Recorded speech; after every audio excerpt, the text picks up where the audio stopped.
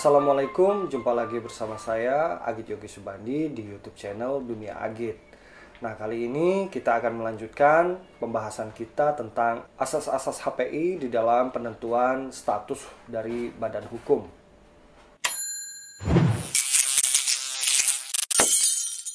Nah, sebagaimana kita sudah ketahui bahwa subjek daripada hukum perdata itu adalah orang dan badan hukum. Nah, kali ini kita akan membahas bagaimana status hukum dari suatu badan hukum tersebut. Sebagaimana kita ketahui bahwa status hukum itu tidak hanya soal orang, tetapi juga soal badan hukum. Misalnya suatu perusahaan memiliki anak perusahaan yang sangat banyak, dan itu tidak hanya di dalam negaranya, tetapi di luar dari negaranya itu juga didirikan perusahaan-perusahaan tersebut. Sehingganya perusahaan-perusahaan tersebut memiliki atau didirikan berdasarkan hukum yang berbeda-beda. Nah, pertanyaannya adalah bagaimana status hukum dari badan hukum tersebut? Kalau misalnya terjadi suatu sengketa dan lain sebagainya, maka dia akan menggunakan hukum yang mana? Nah, karena perusahaan itu banyak didirikan di negara-negara yang hukumnya berbeda-beda, maka pertanyaannya adalah hukum mana yang dapat menentukan status hukum dari perusahaan tersebut? Lalu kemudian hukum mana yang bisa mengatur status kewenangan yuridis suatu badan hukum yang mengandung elemen asing di dalamnya?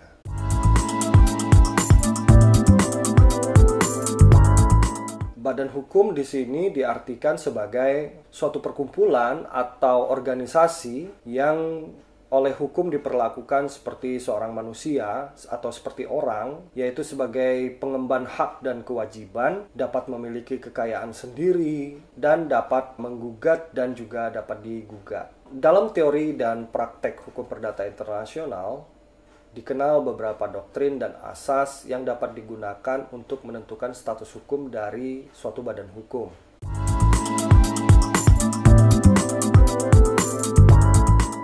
Yaitu yang pertama, asas kewarganegaraan atau asas domisili si pemegang saham. Misalnya seseorang pemegang saham tersebut menganut asas nasionalitas, maka asas nasionalitas yang dipakai.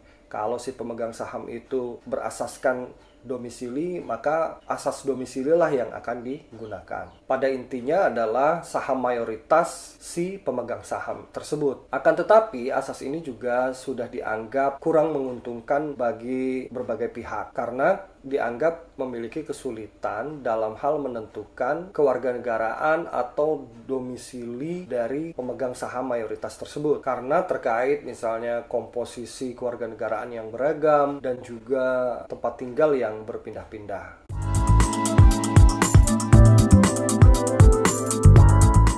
Lalu kemudian yang kedua adalah asas Center of Administration. Asas ini beranggapan bahwa status dan kewenangan yuridik dari suatu badan hukum itu ditentukan berdasarkan kaidah-kaidah hukum dari tempat yang merupakan pusat kegiatan administrasi dari badan hukum tersebut. Jadi, berdasarkan asas ini, perusahaan yang memiliki cabang yang banyak sekali di berbagai negara itu akan ditentukan oleh di mana pusat dari perusahaan tersebut. Misalkan saja perusahaan A itu pusatnya adalah di negara B. Nah, maka seluruh cabang-cabang yang ada di negara lain itu akan tunduk pada hukum tempat di mana perusahaan tersebut memusatkan administrasinya. Nah, dalam konteks ilustrasi ini berarti perusahaan A tersebut memusatkan administrasi bisnisnya atau manajemennya itu di negara A. Maka hukum negara A lah yang menjadi penentu status yuridik atau kewenangan daripada suatu badan hukum. Asas ini umumnya diterima di negara-negara yang menganut sistem hukum Eropa kontinental, seperti halnya Spanyol, Italia, Jerman, dan Belanda.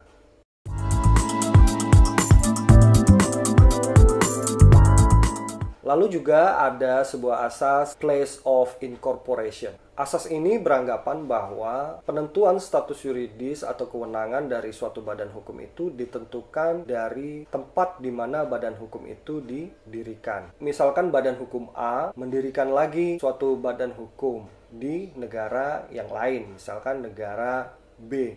Nah, maka badan hukum A tersebut ketika hendak mendirikan di negara B, dia akan menggunakan hukum dari negara B untuk menentukan keabsahan hukumnya. Nah, maka berdasarkan asas place of incorporation ini, hukum B lah yang akan digunakan di dalam menentukan status yuridik atau status kewenangan dari perusahaan A yang didirikan di negara B tersebut. Nah, asas ini merupakan asas perlawanan daripada Center of Administration. Dan ini juga ditetapkan di dalam hukum di Indonesia. Karena dianggap kesulitan ketika kita hendak melakukan gugatan. Misalnya gugatan itu berdasarkan Center of Administration. Misalkan sebuah badan hukum A itu didirikan di negara C. Lalu kemudian negara C hendak menggugat badan hukum A ini yang ada di negaranya. Nah, itu kalau berdasarkan asas Center of Administration, dia harus menggugatnya di negara tempat administrasinya berpusat. Misalkan itu berbeda negara dan itu dianggap tidak menguntungkan bagi negara tempat di mana anak perusahaan itu didirikan.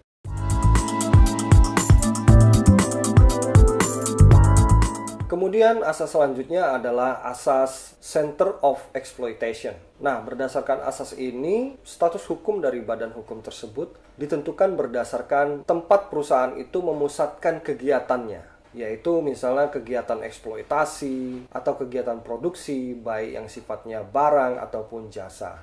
Nah, jadi berdasarkan asas ini, maka status hukum dari badan hukum tersebut itu ditentukan berdasarkan di mana perusahaan itu melakukan kegiatan operasionalnya, eksploitasi, lalu kemudian melakukan kegiatan produksi, baik yang sifatnya barang dan jasa. Nah, demikianlah gambaran tentang asas-asas HPI dalam menentukan status hukum badan hukum. Semoga memberikan gambaran kepada teman-teman semua mengenai bagaimana penentuan status dari badan hukum tersebut. Semoga bermanfaat. Saya Agit Yogi Subandi. Terima kasih.